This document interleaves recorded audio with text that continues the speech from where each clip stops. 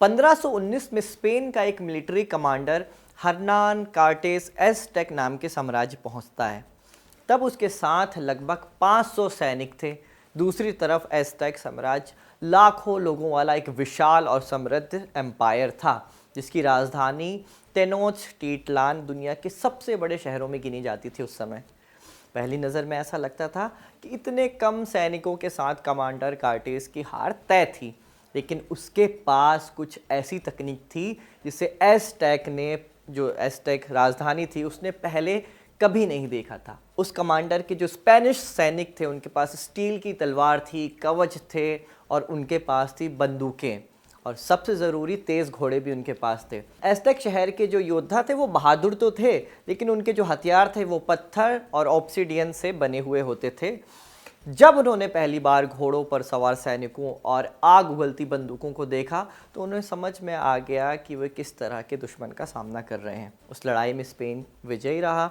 बाद में ये जो लड़ाई थी वो एक बड़े युद्ध में तब्दील हुई और अंत में स्पेन विजयी रहा। स्पेन के पास टेक्नोलॉजी थी, इसलिए जीत उसकी हुई। फिर जदीद दौर में टीपू सुल्तान का नाम भी इसी संदर्भ में याद किया जाता है कि उनके पास उन्नत तोपें थीं, बड़ी बड़े तोपें थीं, इसलिए अंग्रेज़ की जो बड़ी बड़ी सेना थी वो उन्हें हरा नहीं पा रही थी।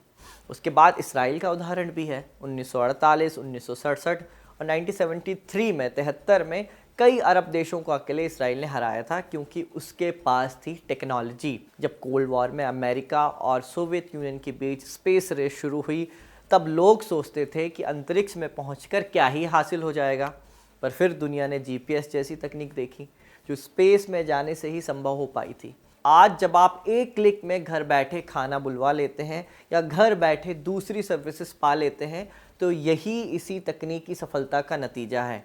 जीपीएस अमेरिका ने बनाया, फिर उसी तर्ज पर दूसरे देशों ने भी इसी तरह की तकनीक बनाई। मौजूदा वक्त में भी टेक्नोलॉजी ही आपकी दुनिया में हैसियत तय करती है, इसलिए चीन और अमेरिका टेक्नोलॉजी की इस रेस में भाग रहे हैं।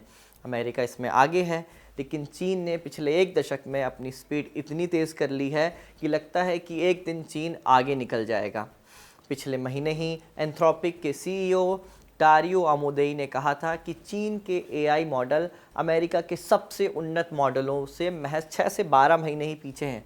एआई रेस में चीन अमेरिका से कब आगे निकलेगा ये तो वक्त बताएगा, लेकिन चीन सुपर कंप्यूटर के मामले में अमेरिका से ज़रूर आगे निकल चुका है। 23 जून को चीन के सुपर कंप्यूटर लाइन शाइन ने टॉप 500 रैंकिंग में पहला स्थान हासिल किया है।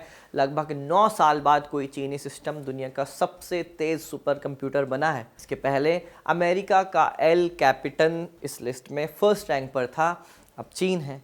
चीन के सुपर कंप्यूटर में ख़ास बात यह भी है कि वो ग्राफिक प्रोसेसर यानी जीपीयू के बजाय पूरी तरह से पारंपरिक कंप्यूटर चिप्स यानी सीपीयू पर चलता है, जीपीयू से नहीं चलता है। और उसकी जो स्पीड है वो प्रति सेकंड 2 क्वांटिलियन से अधिक है, यानी उसकी स्पीड इतनी ज़्यादा है कि वो हर सेकंड में 20 लाख खरब करोड़ से भी ज़्यादा ऑपरेशन कर सकता है। ये खबर इसलिए भी ज़रूरी है क्योंकि अमेरिका चीन को इस रेस में, टेक्नोलॉजी की जो रेस है उसमें आगे बढ़ने से लगातार रोक रहा है। एआई के मामले में चीन आगे ना निकल जाए, इसलिए अमेरिका ने एडवांस चिप के एक्सपोर्ट्स पर भी रोक लगा रखी है। यहाँ तक कि जो मशीनें इन एडवांस चिप को बनाती हैं, अमेरिका नहीं चाहता कि ये जो मशीनें हैं वो चीन तक पहुँच पाए, उस पर भी प्रतिबंध लगाए हुए हैं अमेरिका ने।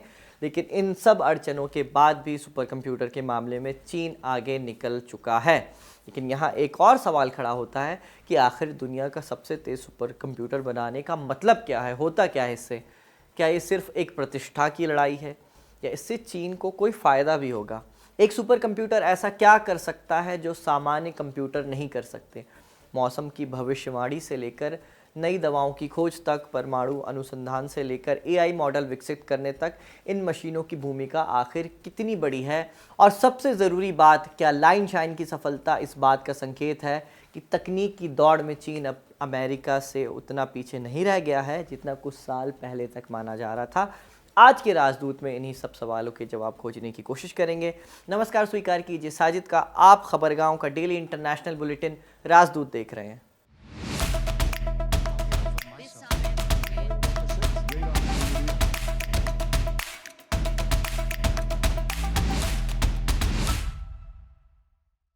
सुपर कंप्यूटर कोई जादुई मशीन नहीं होती है, ये भी एक आम कंप्यूटर ही होता है, लेकिन जो इसकी ताकत होती है वो आम कंप्यूटर से लाखों करोड़ों गुना ज़्यादा होती है। जिस काम को करने में आपका लैपटॉप या आपका डेस्कटॉप महीनों का समय ले सकता है, वही काम एक सुपर कंप्यूटर कुछ घंटों में ही कर सकता है।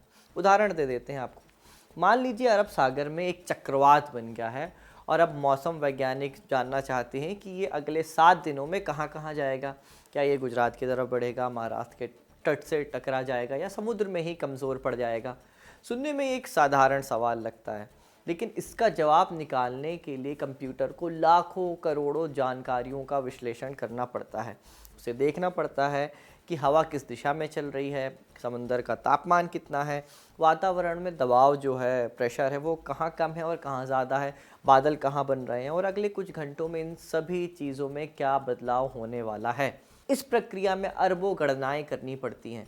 अगर यही काम एक सामान्य लैपटॉप को दे दिया जाए तो उसे पूरा करने में शायद महीनों लग जाएं, लेकिन एक सुपर कंप्यूटर हज़ारों प्रोसेसरों की मदद से ये सारी गणनाएं एक साथ करता है और वही नतीजा कुछ घंटों में निकाल कर दे देता है। यही वजह है कि आज चक्रवातों और तूफानों की चेतावनी कई दिन पहले ही संभव हो पाई है। यानी सुपर कंप्यूटर की सबसे बड़ी खासियत ये होती है कि चंद सेकंड में ही वो बहुत बड़ी बड़ी कैलकुलेशन करके आपको दे देता है। चीन के नए लाइन शाइन सुपर कंप्यूटर के बारे में दावा किया जा रहा है कि वो प्रति सेकंड 2 क्विंटिलियन से भी ज़्यादा गणनाएं कर सकता है। आसान भाषा में कहें तो 2 क्विंटिलियन का मतलब ये है कि 2 के बाद 18 आप ज़ीरो लगा लीजिए। ये इतनी बड़ी संख्या है कि सामान्य इंसान इसकी कल्पना भी नहीं कर सकता, बहुत मुश्किल होगा कल्पना करना, लेकिन चीन का नया कंप्यूटर ये आसानी से कर लेता है। पर आज चीन ने जो कंप्यूटर बनाया है वो संभव नहीं हो पाता अगर 1978 में डेंग जियाओपिंग सही कदम नहीं उठाते। असल में अमेरिका ने 1964 में ही अपना पहला सुपर कंप्यूटर बना लिया था। CDC 6600 इसका नाम था। इसे दुनिया का पहला सुपर कंप्यूटर माना जाता है। 1978 में जब चीन को अकल आई, तब तक अमेरिका का जो सुपर कंप्यूटर का प्रोग्राम था वो 17-18 बरस आगे हो चुका था। अमेरिका के सुपर कंप्यूटर जो थे वो परमाणु हथियारों के डिज़ाइन बनाते थे, बैलिस्टिक मिसाइलों की उड़ान का विश्लेषण करते थे, तेल और गैस की खोज, इन सब के लिए सुपर कंप्यूटर्स का इस्तेमाल किया जाने लगा था अमेरिका में। चीन को भी बिल्कुल यही क्षमताएं चाहिए थी, लेकिन पश्चिमी देशों से ऐसी तकनीक खरीदना लगभग असंभव था, क्योंकि सुपर कंप्यूटर अब नेशनल सिक्योरिटी का सवाल बन चुके थे। क्रिस मिलर की किताब चिप वॉर में एक किस्सा भी मिलता है। 1980 का दशक था, कोल्ड वॉर अपने चरम पर था।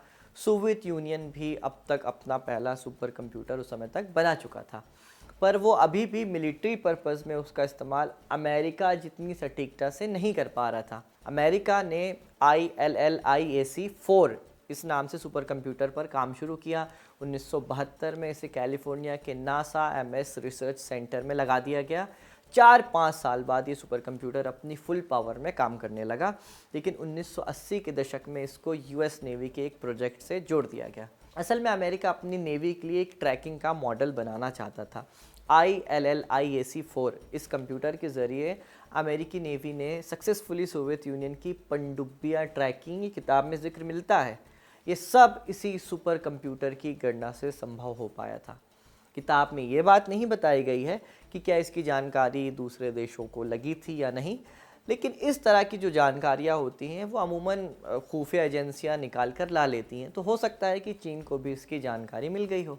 इसलिए मई 1978 में डेंग जियाओपिंग ने कहा था कि China cannot achieve the 4 modernisation without super computers. 4 modernisation से मुराद थी एग्रीकल्चर, इंडस्ट्री, नेशनल डिफेंस और चौथी थी साइंस एंड टेक्नोलॉजी। इसी के बाद शुरू हुआ चीन का प्रोजेक्ट 785। जिम्मेदारी दी गई national university of defence technology को, और प्रोजेक्ट के जो चीफ डिज़ाइनर और साइंटिस्ट थे वो थे सी युंगुई। ये उन साइंटिस्ट का नाम था जिनको ये पूरी जिम्मेदारी दी गई। लक्ष्य था ऐसा सुपर कंप्यूटर विकसित करना जो प्रति सेकंड 10 करोड़ से ज़्यादा गणनाएं कर सके। आज के मानकों के हिसाब से ये संख्या बहुत छोटी लग सकती है, लेकिन उस दौर में एक बहुत महत्वाकांक्षी प्रोजेक्ट था, लक्ष्य था, ख़ास तौर पर ऐसे देश के लिए जो कभी सुपर कंप्यूटिंग की दुनिया में अभी भी नया कदम रख रहा था। करीब 5 बरस की मेहनत के बाद दिसंबर 1983 में चीन का पहला सुपर कंप्यूटर तैयार हुआ। इसका नाम रखा गया यिनहे 1। इसकी क्षमता 100 मेगाफ्लॉप से अधिक थी, यानी ये प्रति सेकंड 10 करोड़ से ज़्यादा गणनाएं कर सकता था। इस उपलब्धि ने चीन को स्वतंत्र रूप से सुपर कंप्यूटर विकसित करने वाला देश बना दिया था। उसके बाद 1980 और 1990 के दशक में चीन लगातार अपनी सुपर कंप्यूटिंग क्षमता बढ़ाता गया। 1988 में यिन्हे 2 प्रोजेक्ट शुरू हुआ और 1992 तक ये कंप्यूटर हर सेकंड लगभग 1 बिलियन कैलकुलेशन पर सेकंड करने लगा था। एक सेकंड में 1 बिलियन कैलकुलेशन। इसके बाद यिन्हे 3 विकसित किया गया, चाइना ने इस पर काम शुरू किया और नए नए सुपर कंप्यूटर उसके बाद चीन बनाता गया। 21वीं सदी की जब शुरुआत हुई तब चीन की अर्थव्यवस्था तेज़ी से बढ़ रही थी और इसी के साथ सुपर कंप्यूटर के क्षेत्र में सरकारों ने निवेश करना भी शुरू कर दिया, निवेश बढ़ाना भी शुरू कर दिया। चीन अब केवल तकनीक का अंतर अमेरिका से कम करने की कोशिश नहीं कर रहा था, बल्कि वो उसके साथ रेस में भी उतर चुका था। मतलब अमेरिका और चाइना अब रेस में आ चुके हैं। उसका टारगेट था दुनिया का सबसे तेज़ सुपर कंप्यूटर बनाना, इसमें उसे अमेरिका को हराना था। उस समय दुनिया का सबसे तेज़ सुपर कंप्यूटर अमेरिका के ओक रिज नेशनल लेबोरेटरी में मौजूद था और उस कंप्यूटर का नाम था जैगुआर। जैगुआर की जो स्पीड थी वो थी 1.75 पेटाफ्लॉप्स। अब चीन को इससे तेज़ कंप्यूटर बनाना था, तो इसके लिए चीन ने क्या किया कि अमेरिका की इंटेल कंपनी से जियोन प्रोसेसर और एनवीडिया कंपनी के टेस्ला ग्राफिक प्रोसेसर मंगवाने शुरू किए और इस नए कंप्यूटर में लगाने शुरू किए। आखिरकार 2010 में तियानहे 1A नाम का कंप्यूटर तैयार हुआ। जब इसकी क्षमता का परीक्षण किया गया तो नतीजों ने पूरी दुनिया को चौंका दिया। इस मशीन ने 2.57 पेटाफ्लॉप्स की स्पीड हासिल कर ली थी। यह अमेरिका के जैगुआर से लगभग 47% तेज़ थी। चीन नंबर 1 पर आ चुका था। दशकों तक ये जगह अमेरिका या जापान के पास रहती थी, पर अब पहली बार चीन टॉप पर था। ये केवल साइंटिफिक अचीवमेंट नहीं था, बल्कि जियोपॉलिटिक्स की एक बड़ी घटना थी। चीन अब सीधे अमेरिका को चुनौती दे रहा था। 2013 में चीन ने दोबारा तिन्याहे 2 नाम के इस सुपर कंप्यूटर को और विकसित करना शुरू किया। इसी दौरान अमेरिका में ये चिंता बढ़ने लगी कि चीन सुपर कंप्यूटिंग के क्षेत्र में बहुत तेज़ी से आगे बढ़ रहा है। इसका मतलब ये था कि चीन न्यूक्लियर वेपन, हाइपरसोनिक तकनीकों का जो सिमुलेशन है वो भी अब आसानी से कर सकता था। मतलब कैलकुलेशन बेसिकली आसान हो रही थी सुपर कंप्यूटर के बनने से, क्योंकि तेज़ मशीन थी उनके पास। लेकिन 2015 में इस कहानी में एक नया मोड़ आया। हुआ ये कि चीन ने अमेरिकी कंपनी इंटेल से नए जियोन और जियोन 5 प्रोसेसर खरीदने के लिए एक प्रपोजल भेजा उनको, इंटेल कंपनी को, ताकि और सुपर कंप्यूटर बनाए जा सके। लेकिन बराक ओबामा की सरकार ने इसमें अड़ंगा लगा दिया। फरवरी 2015 में अमेरिका ने चीन की 4 संस्थाओं को अपनी एंटिटी लिस्ट में डाल दिया था।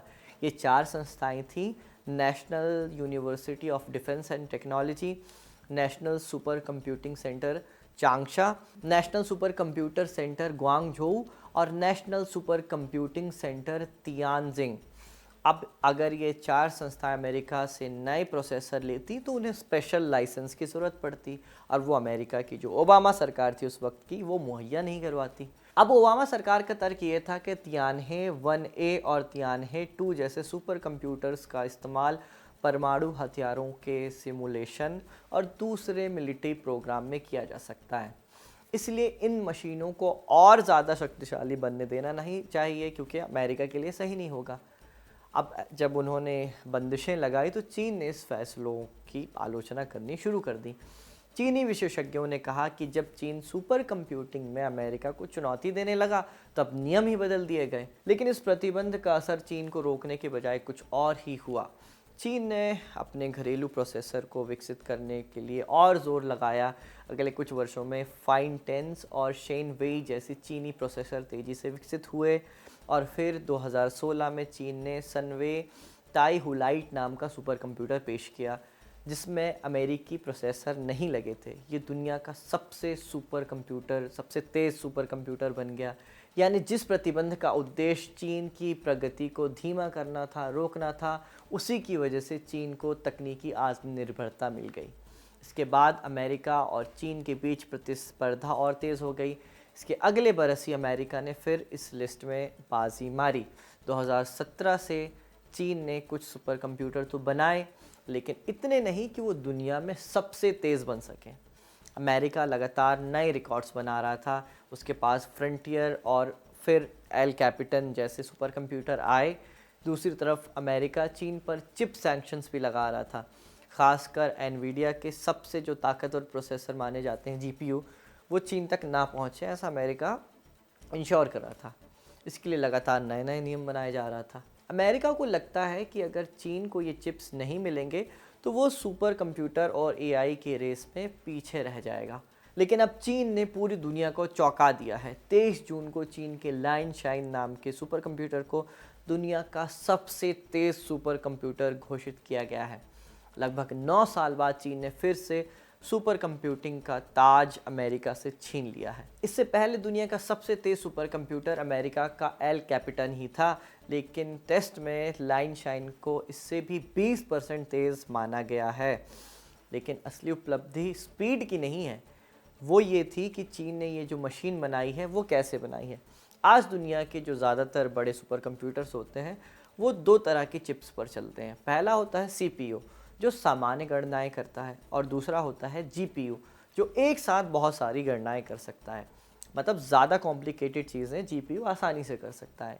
इन्हीं जीपीयू से बनता है एआई और सुपर कंप्यूटर। एनवीडिया इसी तरह की जीपीयू बनाती है। अमेरिका ने यही चिप्स जो जीपीयू हैं वो चीन तक ना पहुंचने देने के लिए प्रतिबंध लगाए हुए हैं। जो बाइडन के दौर से ये रोक लगी हुई है। लेकिन लाइन शाइन के इंजीनियर जो नया सुपर कंप्यूटर बना है चाइना ने, उसके इंजीनियर ने इस बहस में पड़ना ही सही नहीं समझा। उन्होंने दूसरा रास्ता चुन लिया। उन्होंने ये जो सुपर कंप्यूटर बनाया है वो सीपीयू बेस्ड टेक्नोलॉजी से बनाया है। लाइन शाइन के अंदर लगभग 1,40,00,000 कंप्यूटिंग कोर लगे हुए हैं। इन्हें 90 बड़े हार्डवेयर कैबिनेट्स में रखा गया है। इन चिप्स का जो डिज़ाइन है वो चीन में ही तैयार किया गया है। लाइन शाइन का इस्तेमाल भी काफ़ी बड़े कामों में किया जा रहा है। वैज्ञानिक इसकी मदद से पृथ्वी का डिजिटल मॉडल बना रहे हैं। इसमें मौसम, समंदर, ध्रुवों की बर्फ़ को एक साथ सिमुलेट किया जा सकता है। इसके अलावा ह्यूमन ब्रेन के जटिल मॉडल बनाने में भी इसका इस्तेमाल हो रहा है। अमेरिका में इस उपलब्धि को लेकर नई बहस शुरू हो गई है।